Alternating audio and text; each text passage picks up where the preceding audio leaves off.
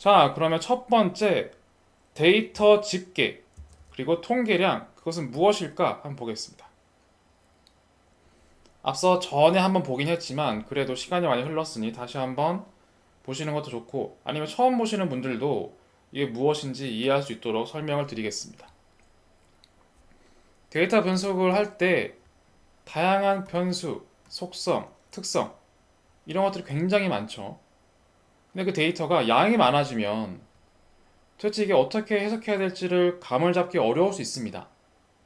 그래서 여러 가지 특성이나 속성에 따라서 데이터를 분류하는 겁니다. 분류해서 사람이 이해할 수 있는 형태가 통상 2차원입니다. 1차원 내지 2차원. 그 이상의 차원이 되면 이해하기 어렵습니다. 그래서 2차원의 표의 형태로 통계량들을 요약해 놓은 것을 데이터 집계 또는 통계량이라고 합니다. 그래서 크로스 테이블 또는 데이터 집계라고 하는 것은 여러 개의 변수들의 관계를 특정한 변수 속성, 특징에 따라서 분류하여 표 형식으로 정리한 것을 의미하고 그 안에 있는 통계량이란 데이터들의 관계성을 해석하기 위해서 몇 개의 숫자로 요약한 것입니다. 그래서 아래 예시를 보면 어디 거주하고 있습니까? 어느 베이스볼 팀을 좋아합니까? 라는 데이터가 쫙 있다고 생각해 보세요. 결국 데이터가 두 개가 있다고 치면 이거는 거주지 그리고 선호하는 베이스볼 팀이라고 할 수 있죠. 데이터가 막 쌓일 겁니다. 끝도 없이 쌓입니다. 계속 쌓이고 있습니다. 그럼 이 상태로 보시는 것보다 이거만 쌓이고 있네. 뭐 어디 사는 사람은 어딜 좋아하네. 어디 사는 사람들은 어느 팀을 좋아하네. 눈으로 쓱 그냥 훑고 넘어가는 거예요. 이것만 봐서는 도대체 무슨 이 두 개가 어떤 관련이 있다는 거지? 알 수가 없는 거죠. 그래서 좀 요약을 해봅니다. 어떻게? 거주지와 선호하는 베이스볼 팀으로 그 안에 몇 명이 들어가는지 11명, 33명, 7명 다른 거주지일 땐 보스턴이 아니라 몬트리올일 땐 23명, 14명, 9명 그죠? 또 다른 거주지일 땐 22명, 13명, 14명 잘은 모르겠지만 보스턴에서는 가운데에 있는 33이 가장 많고 두 번째는 23이 가장 많고 세 번째도 22가 가장 많습니다. 즉 거주 지역에 따라 선호하는 베이스볼 팀이 다르구나. 근데 유사한 거주지도 있구나. 이런 것들을 한눈에 알 수 있는 거예요. 즉 변수 첫 번째, 변수 두 번째 관계성을 이렇게 많은 데이터가 아니라 몇 개, 9개의 숫자만으로도 우리 인간은 이런 해석들이 가능합니다. 그렇게 한 다음에 뭐 전체적인 집단의 합, 그리고 뭐 평균치 이런 것들을 함께 계산할 수가 있겠죠? 그런 것들을 마지막으로 통계량으로 사이드에 표현한 겁니다. 결국 이런 것들을 데이터 집계라고 할 수 있는 겁니다. 이런 형식보다 훨씬 이해하기가 쉽죠? 네, 그렇게 생각하시면 됩니다. 자, 두 번째 예를 보면 이렇게 됩니다.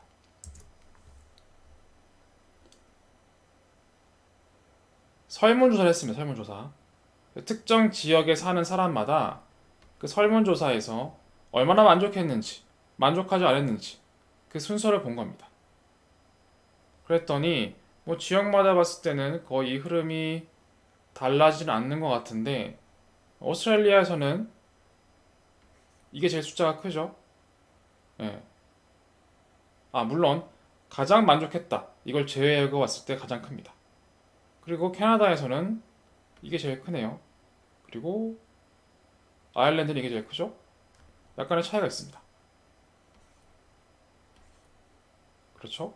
이런 차이도 확인할 수가 있고, 예, 이런 변화들, 지역에 따라서 변화에 대한 정도 차이가 있다라는 것도 알 수가 있고, 뉴질랜드의 경우 절반 이상이 extremely satisfied 하네요. 이런 특징도 확인할 수 있고, 즉 설문조사 결과가 지역마다 어떻게 다른지 그 패턴도 확인해 볼 수 있는 겁니다. 그렇죠? 원래라면 이 데이터가 어땠을까요?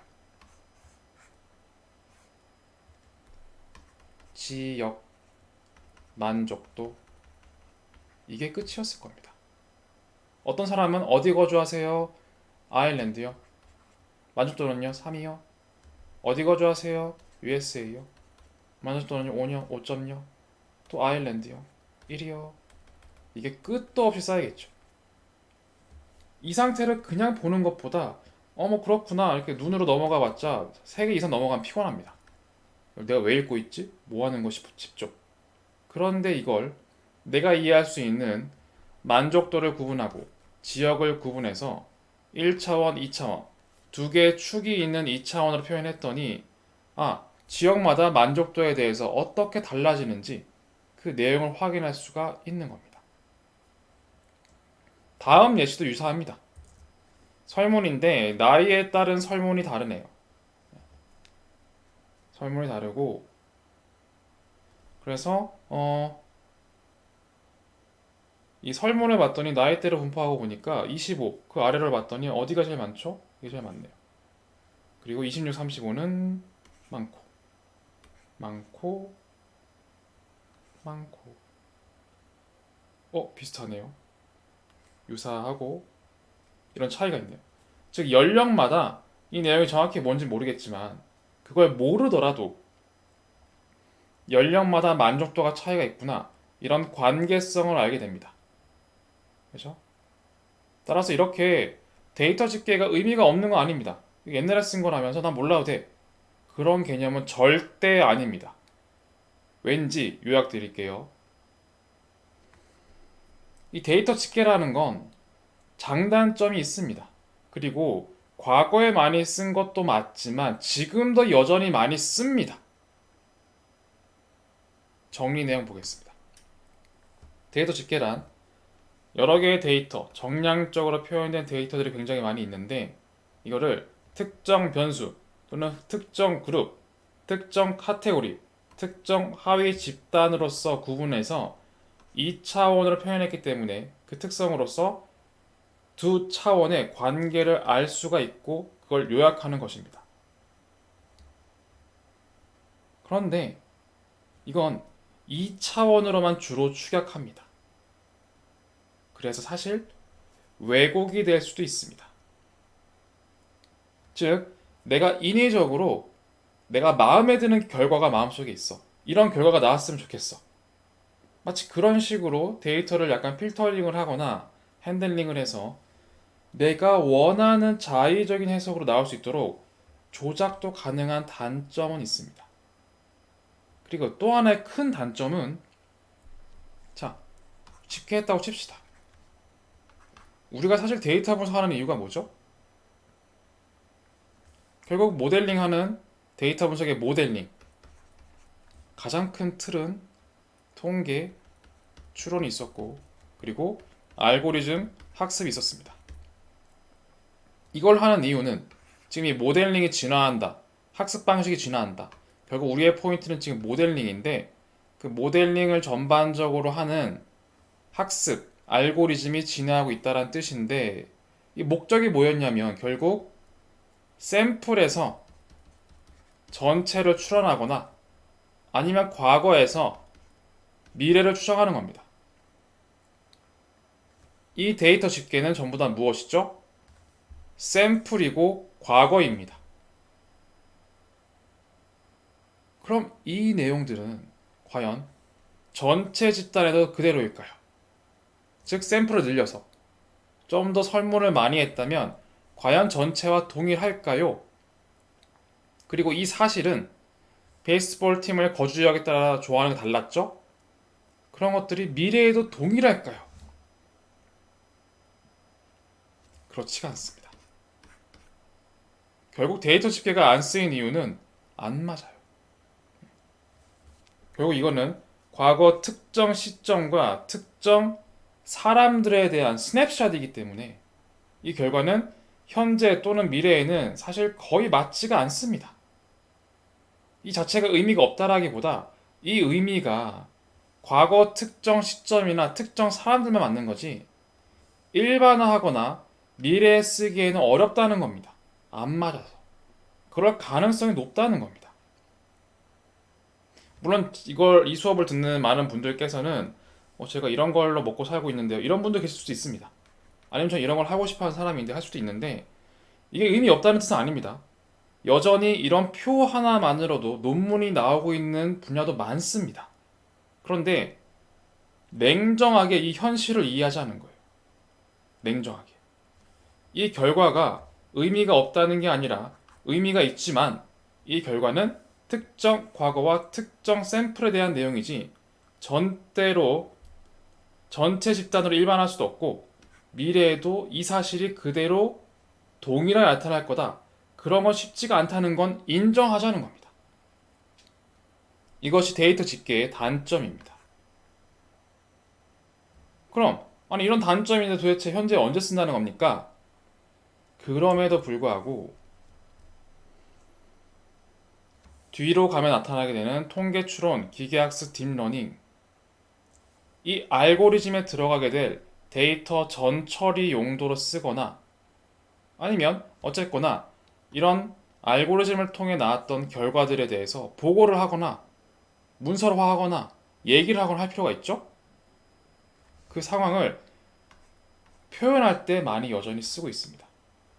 즉, 데이터 분석 전체적인 틀에서는 이 중요도가 많이 낮아진 건 맞지만 데이터를 전처리하거나 아니면 보고서를 작성하거나 내용 공유할 때 그럴 때는 간략하게 상대방이 읽고 이해하기 쉬울 수 있도록 그런 용도에서 여전히 마이너하지만 사용이 되고 있습니다.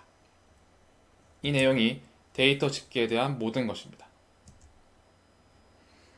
자, 그러면 이 예시만 볼 게 아니라 실제 이거를 우리는 어쨌든 간에 컴퓨터 또는 기계한테 이러한 데이터 집계도 할 수 있어야 할 겁니다. 시켜서 이런 결과를 도출하도록.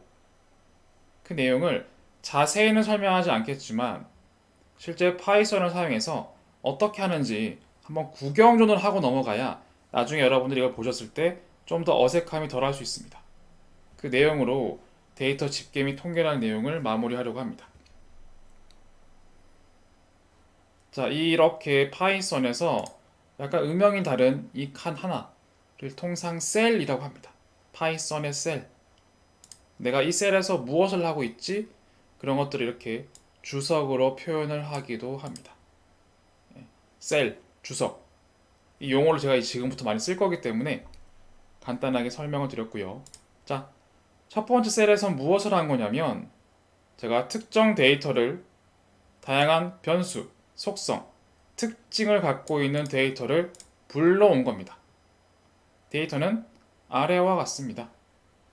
고객의 아이디가 있고 성별이 있고 이들이 결혼을 했는지 그렇지 않은지 그리고 우리 매장에서 쿠폰을 사용했는지 그리고 횟수, 주문 횟수는 몇 번이었는지 이런 정보를 담고 있습니다. 그냥 이렇게 봐서는 이게 도대체 뭘 얘기하는 거지? 뭐 이렇게 볼 수 있죠? 이 사람은 피메일이고 싱글이고 쿠폰 한 번 썼네? 주문 한 번밖에 안 했네? 이거를 5630개 다 읽으실 수 있을까요? 없습니다. 저도 그런 건 해본 적이 없습니다. 이렇게 흐름을 읽어봤자 느낌은 올 수 있죠. 잘 모르겠지만 지금 10개밖에 출력이 안 돼 있지만 메일이 많이 보이네. 싱글, 메일 비슷한 비율이네. 이런 거 느낄 수 있지만 뭔가 이걸로 내가 주장을 하기엔 근거가 부족해 보입니다. 그래서 이거를 방금 배웠던 데이터 집계를 파이썬을 사용해서 기계, 컴퓨터한테 출력해 보도록 시킬 겁니다. 그래서 분명 마케팅으로 쿠폰을 발행했는데 이 쿠폰을 발행한 게 실제 매출에 도움이 될까? 이걸 풀고 싶습니다. 그래서 실제 쿠폰 사용과 실제 주문 횟수를 한번 비교해보고 싶어진 거예요. 그 관점에서 데이터 집계를 해보겠습니다. 자, 변수들의 관계 뭘 하면 될까요? 쿠폰 사용과 매출 증가. 매출이란 데이터는 없죠. 매출과 유사한 데이터는 주문 횟수일 겁니다. 그래서 쿠폰 사용과 주문 횟수를 데이터 집계해 볼 겁니다. 한 줄입니다. 느낌은 그렇죠. 뭐 내부 용어는 잘 모르실 수 있겠지만 크로스 테이블을 해서 인덱스 가로에는 쿠폰 사용 여부를 넣고 그리고 세로에는 주문 횟수를 넣을게 나온 겁니다. 그리고 마진 끝에 통계량 합계 넣어줄래? 이런 얘기입니다. 봤더니 실제로 쿠폰을 사용한 사람이 뭐 안 사용한 사람, 한 번 사용한 사람 쭉 나와 있고 주문 횟수가 한 번부터 16번까지 나와 있습니다. 이걸로 우리는 실제로 쿠폰에 따른 매출 증가가 있을까? 라는 걸 간접적으로 얘기하고 주장할 수 있는 근거를 찾아야 합니다. 어떨까요? 이렇게 볼 수도 있겠죠. 가장 심플하게는 쿠폰을 사용하지 않은 사람들의 주문 횟수를 봤더니 한 번 주문한 사람이 800명, 두 번째는 79명, 점점 감소하고 있습니다. 그런데 쿠폰을 한 번이라도 쓴 사람들은 오히려 한 번 주문 횟수는 854명인데 반해 두 번 주문한 사람은 더 증가하여 900명으로 늘었고 이 효과가 쭉 가서 그런지 모든 주문 횟수에 대해서 사람이 많죠. 훨씬 사람이 많습니다. 104, 37, 33, 23, 16, 13보다 많습니다. 전반적으로 쿠폰을 한 번 사용한 사람은 그렇지 않은 사람보다 2배 이상으로 구매율이 높고 그리고 실제로 2번 이상 구매할 횟수도 훨씬 많아진 걸 확인할 수 있었습니다. 전반적으로 이뿐 아니라 쿠폰을 2번, 3번, 4번 쓴 사람들을 봤더니 전반적으로 뭔가 구매량이 줄지 않고 유사하죠? 쿠폰을 한 번 쓰거나 2번 쓴 사람을 봤더니 2번 주문하고 3번 주문하고 4번 주문하고 크게 차이가 없죠? 이사의 쿠폰을 사용하지 않았을 때보다 이상하게 더 많은 걸 볼 수가 있습니다. 자, 제가 데이터 집계를 해봤는데 이러한 근거를 통해서 쿠폰을 발행하는 게 주문 횟수를 늘릴 수 있을 것 같고요. 주문 횟수를 늘어나기 때문에 그 결과 매출이 증가하지 않겠습니까? 라고 이제는 주장할 수가 있는 거죠. 단순히 이 데이터를 보는 것보다 데이터 집계를 통해서 말입니다. 그렇죠? 네, 그렇습니다. 그리고 이거를 이런 것도 가능합니다. 이거는 몇 명으로 보니까 잘 모르겠어. 전체 주문 횟수가 뭐 5,100개인데 뭐 어떤 식으로 뭐 1,000명, 900명, 800명 뭐 잘 모르겠다. 비율로 보면 어떨까? 라고 바꿀 수도 있습니다. 이거 코드는 잘 모르셔도 괜찮습니다. 그냥 앞에 있는 내용 그대로 쓰고 전체 비율로 나누어 준 다음에 다도 필요 없고 너무 많습니다. 그냥 쿠폰을 안 쓴 사람과 한 번 쓴 사람 이 두 개의 집단만 출력했습니다. 그랬더니 쿠폰을 사용하지 않은 구매자들 약 17%만 2번 이상 구매했습니다. 그렇죠?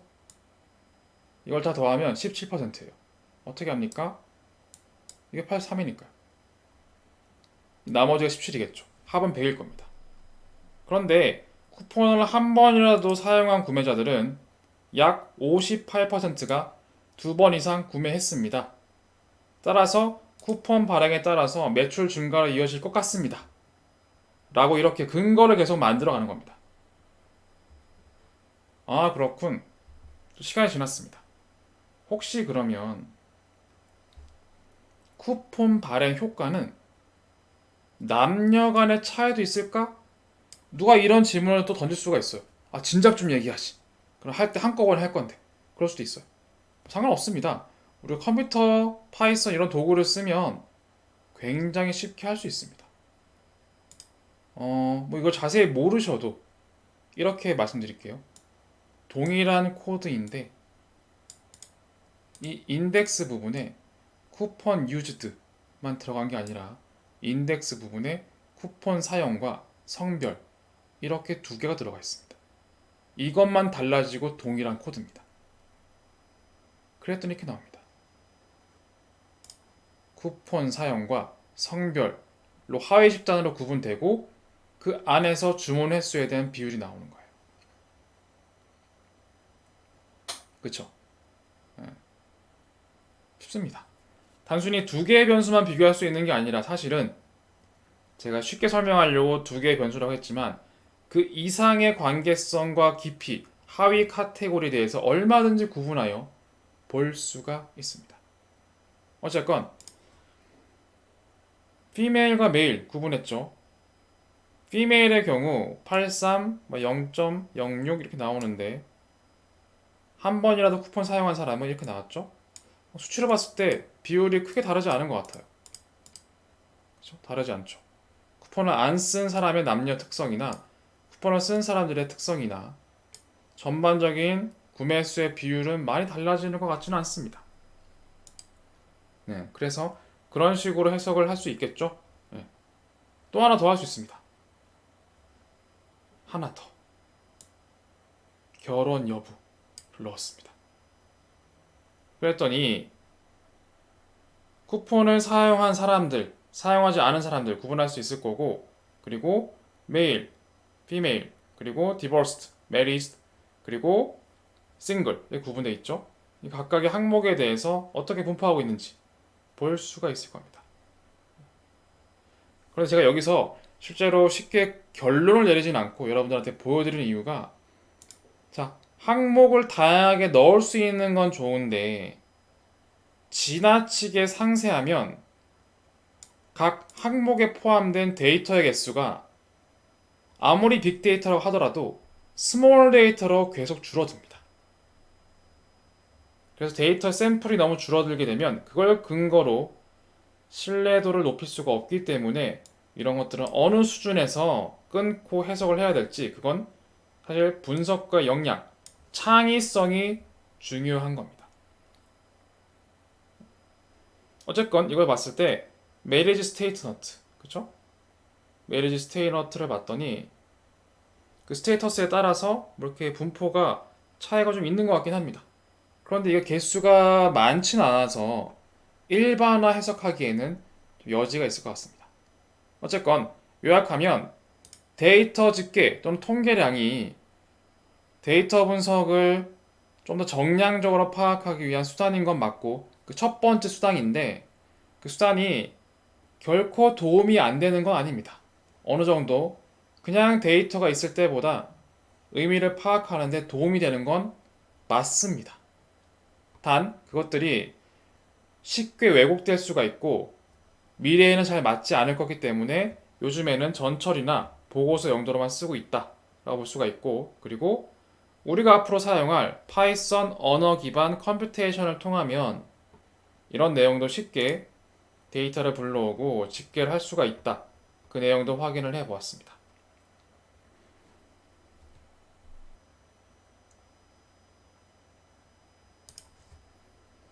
두 번째로 상관 분석을 보겠습니다. 상관 분석은 코릴레이션 어널라이시스라고 하고, 이 코릴레이션이 실제 상관계수였죠. 바로 상관계수인 코릴레이션 코에피션트를 계산하는 상관계수와 결국 같은 얘기긴 합니다. 상관계수가 뭐였죠? 두 연속형 변수 사이에 하나의 변수가 증가할 때 다른 변수는 증가할지 감소할지 아무 상관이 없을지, 그러한 내용을 수학으로 표현한, 하나의 숫자로 표현한 게 바로 상관관계 통계량이었습니다. 이걸 배우기 위해서 우리는 공분산이라는 걸 먼저 배웠었습니다. 그런데 공분산은 실제로 단위, 그 변수의 크기에 영향을 받기 때문에 실제 출력되는 범위가 마이너스 무한대에서 무한대까지 나올 수가 있고, 그래서 그 단위의 영향을 제거하기 위해 각각의 변수를 단위로 나눠주어서 스케일링을 한 게 바로 상관관계 통계량이었고, 마이너스 1과 1의 범위가 나타나게 되고 단위의 영향을 받지 않는 좀 더 스테이블한 수치가 되는 거였습니다. 그렇죠? 이게 바로 상관관계였고,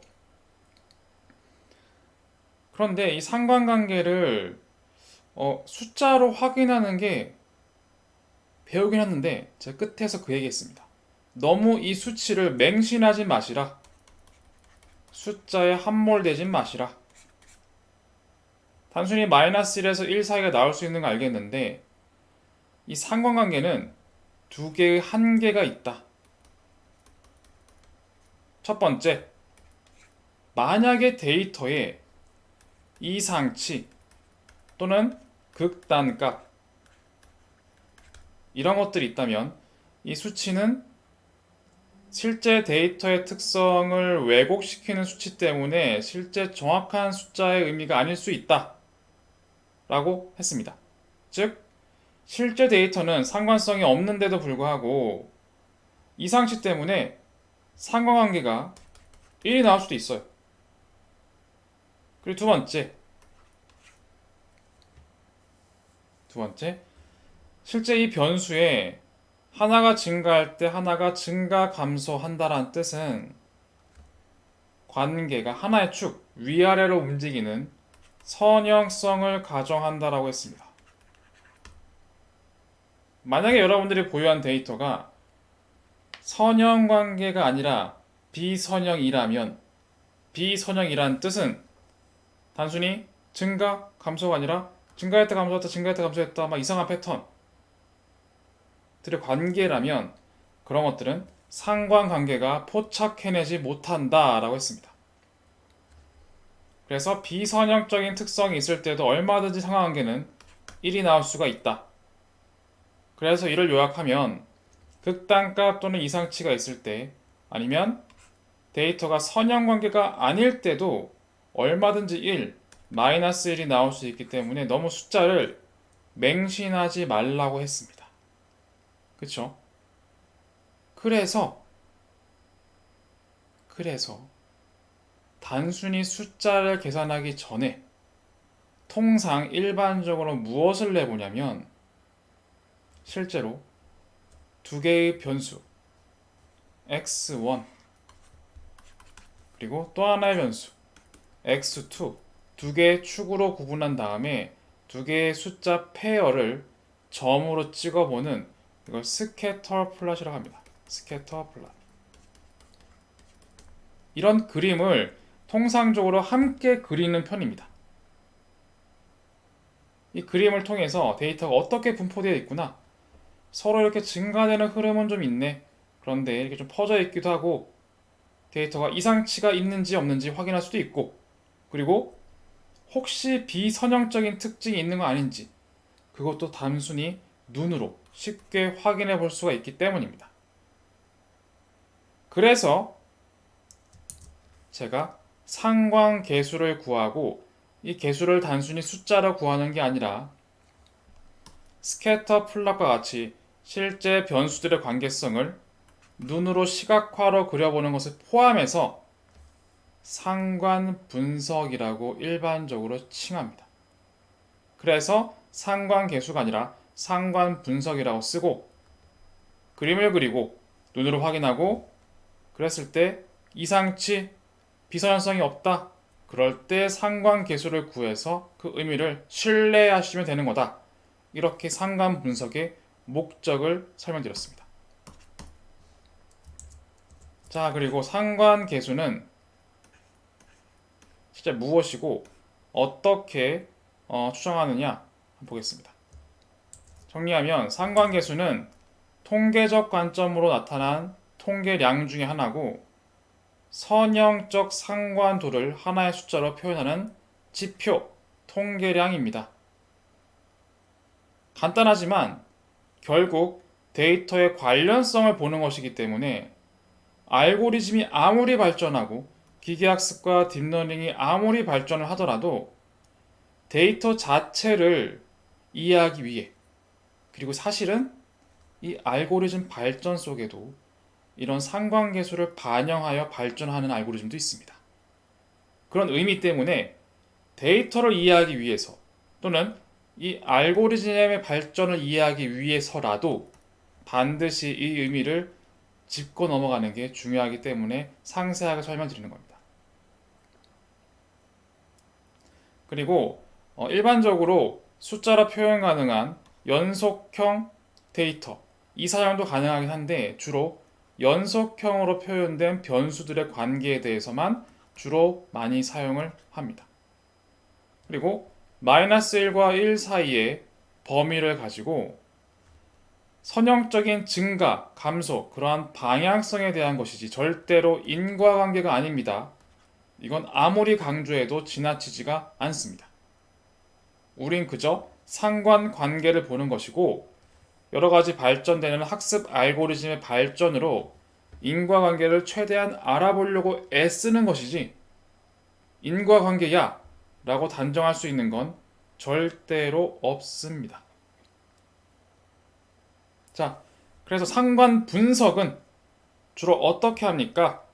첫 번째, 스캐터 플롯으로 실제 두 변수의 상관성을 파악한 다음 혹시 이상치 또는 극단값이 없는지 확인하고, 두 번째, 혹시 비선형성이 없는지 확인해서 이런 이슈가 없을 경우에 자신 있게 여러분들이 배운 대로 상관계수를 확인하고 의사결정하는 겁니다. 1인 경우는 양의 관계, 제로인 경우에는 관련이 없다. No relationship. 음수인 경우에는 마이너스의 관계, 하나가 증가하면 다른 변수는 반드시 감소한다. 이렇게 의사결정하시면 됩니다. 자, 이것이 선형대수의 전반적인 목적과 사용하는 방법이고, 이걸 실제로 파이썬을 사용해서 컴퓨터에서는 어떻게 측정할 수 있는지 한번 보겠습니다. 위에서 배웠던 이 상관 분석 단계를 그대로 따라갈 겁니다. 기억해 두세요. 자, 첫 번째, 앞에서 사용했던 동일한 데이터를 불러옵니다. 고객 아이디, 젠더, 메리터 스테이터스, 쿠폰 used, 오더 카운트. 그리고 앞에서 뭐가 궁금했죠? 쿠폰 사용이 매출에 도움이 되는가? 매출 데이터는 없지만 구매 횟수에 도움이 되는가? 이걸 확인했습니다. 그래서 이걸 스캐터 플롯을 그려봅니다. 하나의 축은 쿠폰 used, 하나의 축은 오더 카운트를 입력을 하고, 잘은 모르겠지만 스캐터 플롯이란 단어가 있죠. 그렇죠? x에는 무엇을 쓰고 y에는 무엇을 쓸게 라고 해서 표현을 하고 있습니다. 이걸 봤더니 어느 정도 쿠폰 유즈가 증가할 때 오더 카운트가 증가하는 느낌이 있죠. 이런 패턴이 있는 걸 확인할 수가 있고, 특별히 극단값도 없는 것도 확인할 수가 있고, 비선형성은 다소 조금 까리하긴 합니다. 약간 헷갈리는 부분이 있긴 한데 그래도 어느 정도 지금 예제이기 때문에 리즈너블 하다라고 합시다. 자, 그림도 그렸고 이젠 자신 있게 신뢰 수준을 담보로 하고 있는 상관 계수 추정을 해볼게요. 이게 끝입니다. 데이터에 점을 찍고 코릴레이션의 약자인 CORR 입력하면 각 변수에 대해서 숫자로 되어 있는 것들에 대해서 문자는 자연스럽게 자동으로 빼주고 그 상관관계가 출력됩니다. 자기 자신끼리의 상관관계는 1이고 우리가 타겟으로 하고 있는 쿠폰 사용과 오더 횟수 0.74 굉장히 높죠. 높은 수치입니다. 즉 쿠폰 사용이 늘어나면 오더 횟수도 늘어난다 라고 볼 수 있는 거죠. 그리고 이 수치는 대칭적으로 표현되는 걸 확인할 수가 있습니다. 자, 이렇게 해서 상관 분석이란 결국 상관 계수를 계산하기 전에 스캐터 플롯으로 두 연속형 변수 사이의 데이터 패턴을 확인하고 이상값, 극단값, 비선형성이 없을 경우에 자신있게 스캐터 플롯으로 그리고 이걸 사용해서 증가인지 감소인지 아무 관계가 없는지 의사결정을 하는 그러한 프로세스다 라고 정리를 하겠습니다.